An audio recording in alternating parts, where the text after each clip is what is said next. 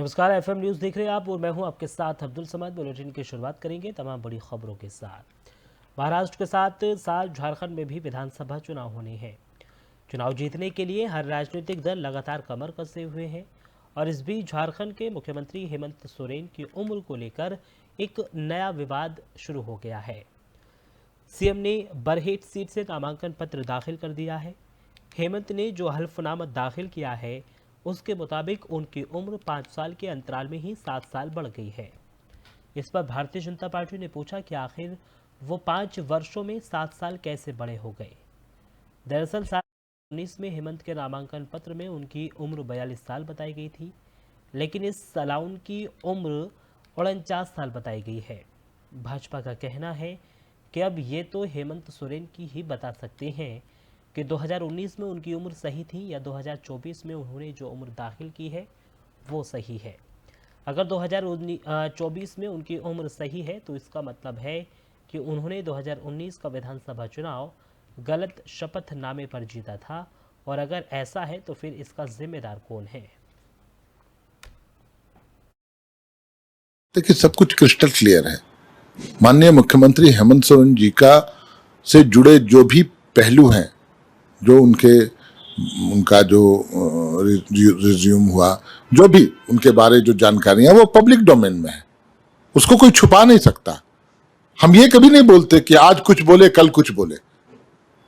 आज 1975 में उनका जन्म साल है और आज 2024 है, तो सिंपल अर्थमेटिक है। ये तो 49 साल उनका उम्र होता है। अब ये बात उठाते हैं कि पिछले बार ऐसा था, तो पिछले बार के त्रुटि अगर है भी, मैं मान लेता हूं, मुझे नहीं पता, लेकिन अगर है भी तो क्या पिछले बार के त्रुटि को इस बार आप पॉइंट आउट करेंगे? देखिए, ये सिर्फ झारखंड मुक्ति मोर्चा और हेमंत सोरेन जी के नेतृत्व वाली सरकार में संभव है जब 5 वर्षों में किसी व्यक्ति की आयु 7 वर्ष बढ़ जाए। जी हाँ, मैं मुख्यमंत्री हेमंत सोरेन जी की बात कर रहा हूं। 2019 के एफिडेविट में उन्होंने इसकी उम्र 42 वर्ष बताई थी अपनी उम्र, और इस बार के एफिडेविट में 49 वर्ष बता दी। यानी या तो उस समय वो झूठ बोल रहे थे या भी झूठ बोल रहे हैं, और दोनों एफिडेविट पे उन्होंने बताई थी। 5 वर्षों में 7 वर्ष हम लोगों ने कभी किसी साधारण इंसान की आयु बढ़ते हुए नहीं देखा।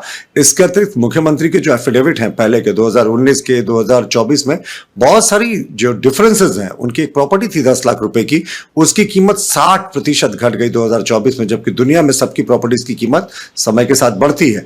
मुख्यमंत्री जी ने 2004 और 6 के बीच में एक जो जमीन खरीदी थी उसका जिक्र ही नहीं था 2019 के एफिडेविट तक में, और 2024 में अचानक उस एफिडेविट का जिक्र आता है, उस जमीन का जिक्र आता है इस एफिडेविट में।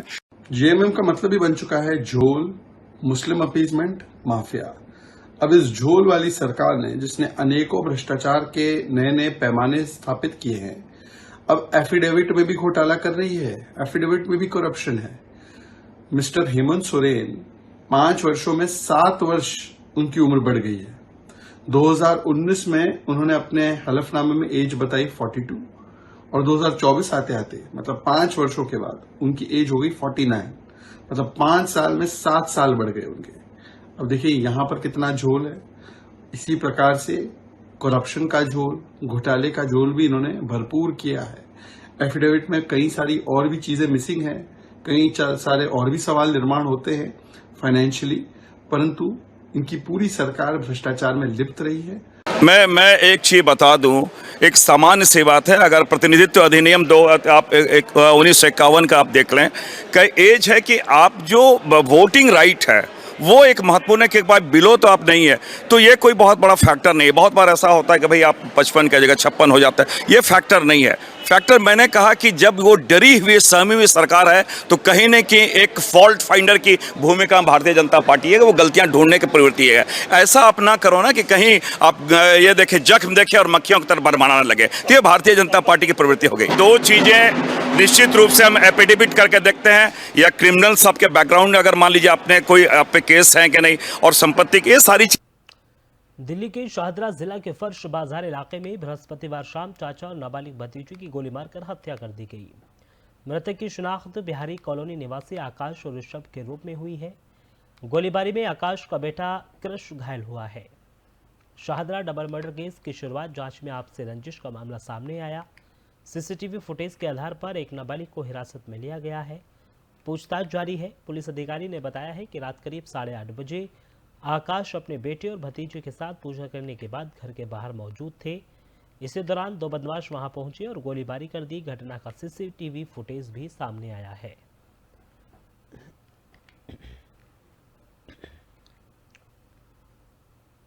वक्फ संशोधन विधेयक 2024 को लेकर बनाई गई संयुक्त संसदीय समिति अब इस मुद्दे पर अध्ययन के लिए 5 जिलों का दौरा करेगी। इनमें गुवाहाटी, भुवनेश्वर, कोलकाता, पटना और लखनऊ जाना तय किया गया है। समिति ने 11 से 14 नवंबर को ये दौरा करेगी। बताया गया है कि इस दौरान समिति विधेयक का परीक्षण करेगी। दूसरी तरफ कर्नाटक से भाजपा विधायक बासन गौड़ा आर पाटिल ने वक्फ संपत्तियों के राष्ट्रीयकरण की मांग की है। इसके लिए उन्होंने प्रधानमंत्री नरेंद्र मोदी को चिट्ठी भी लिखी है। बासन गौड़ा ने पीएम मोदी को जो चिट्ठी लिखी है उसमें उन्होंने कहा है कि मैं विनम्रतापूर्वक आपके माननीय कार्यालय से अनुरोध करता हूं कि निष्पक्ष प्रशासन सुनिश्चित करने और आगे अन्याय को रोकने के लिए वक्फ संपत्तियों का राष्ट्रीयकरण करने पर विचार करें। मौजूदा कानून द्वारा सशक्त वक्फ बोर्ड कथित तौर पर व्यक्तियों, किसानों और लंबे समय से चली आ रही धार्मिक संस्थाओं जिनमें वक्फ से संबंध ही नहीं है।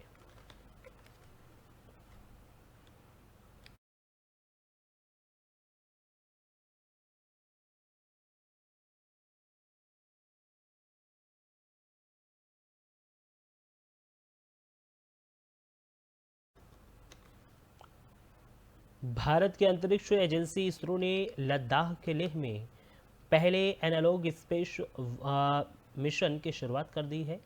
बताया गया है कि ये mission human space flight centre AAKA space studio, university of Ladakh, IIT Bombay के सहयोगात्मक प्रयास और लद्दाख स्वायत्तत्व पहाड़ी विकास परिषद के समर्थन से शुरू हुआ। इस मिशन के तहत इसरो लेह में ऐसा स्थान तैयार करेगा जो कि दूसरे ग्रह की स्थितियां जैसी होंगी। उसके जरिए इसरो पृथ्वी से दूर जगहों पर बेस स्टेशन में आने वाली चुनौतियों से निपटने की तैयारी पर रखा गया है।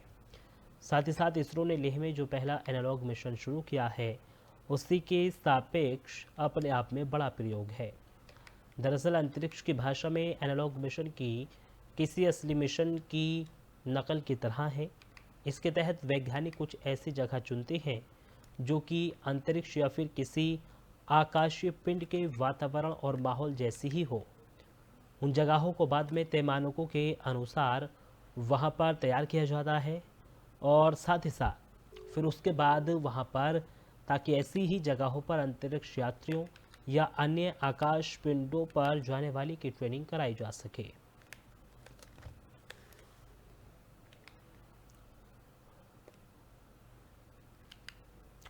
खबरों में आगे बढ़ेंगे और बात करेंगे दिल्ली की, क्योंकि दिल्ली की अगली सुबह जब दिल्ली NCR वालों की आंख खुली तो चारों तरफ स्मॉग और प्रदूषण ही नजर आ रहा था। दिल्ली, नोएडा, गुरुग्राम और राष्ट्रीय राजधानी के अन्य क्षेत्रों में रहने वाले लोग भयंकर वायु प्रदूषण की मार झेल रहे हैं। साथ ही साथ प्रदूषण की मार झेल रहे पिछले कुछ हफ्तों से एयर क्वालिटी इंडेक्स लगातार बहुत खराब श्रेणी में बना हुआ है। विशेषज्ञों ने आशंका जताई थी कि दिवाली के बाद ये और ख़राब हो सकता है। साथ ही साथ केंद्रीय प्रदूषण नियंत्रण बोर्ड के अनुसार सुबह 6 बजे दिल्ली के आनंद विहार इलाके में वायु गुणवत्ता 395 दर्ज की गई है। साथ ही साथ दिल्ली NCR के अन्य इलाकों में भी सुबह जहरीले धुएं की चादर जैसे नज़ारे देखने को मिले। साथ ही साथ रिपोर्ट्स के मुताबिक पहले से ही बनी प्रदूषण की स्थिति के बीच दीपावली के दौरान पटाखे जलाने से हवा की गुणवत्ता और भी ज़्यादा खराब हो गई।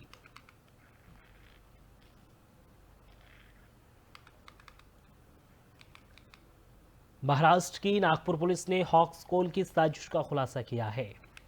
देश भर के विमानों में बम ब्लास्ट की धमकी देने वाले आरोपी जगदीश उइके को गिरफ्तार कर लिया गया है।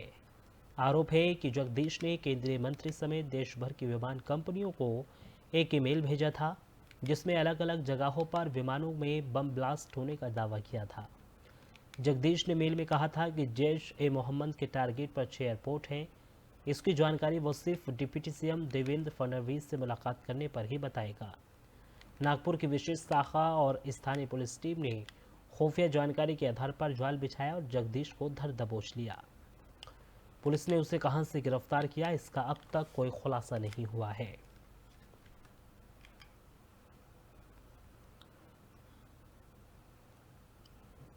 खबरों में आगे बढ़ेंगे। सिंगर के घर पर फायरिंग करने वाला आरोपी गिरफ्तार हो गया है। कनाडा पुलिस का मानना है कि दूसरा आरोपी भारत में फरार है। आरोपी को ओंटारियो की अदालत में अब पेश किया जाएगा। तो पंजाबी सिंगर एपी ढिल्लो के घर के बाहर फायरिंग मामले में कनाडा पुलिस ने एक युवक को गिरफ्तार कर लिया है। कनाडा पुलिस का मानना है कि इस मामले में फरार चल रहा दूसरा आरोपी भारत फरार हो गया है। ये घटना करीब 2 महीने पहले यानी 2 सितंबर को हुई थी। रॉयल कैनेडियन माउंटेन पुलिस के अनुसार गिरफ्तार संदिग्ध की पहचान विनिपेग के 25 वर्षीय अभिजीत किंगरा के रूप में हुई। साथ ही साथ आरोपी अभिजीत किंगरा को ओंटारियो से गिरफ्तार किया गया है। उसे आज ओंटारियो की अदालत में पेश भी किया जाएगा।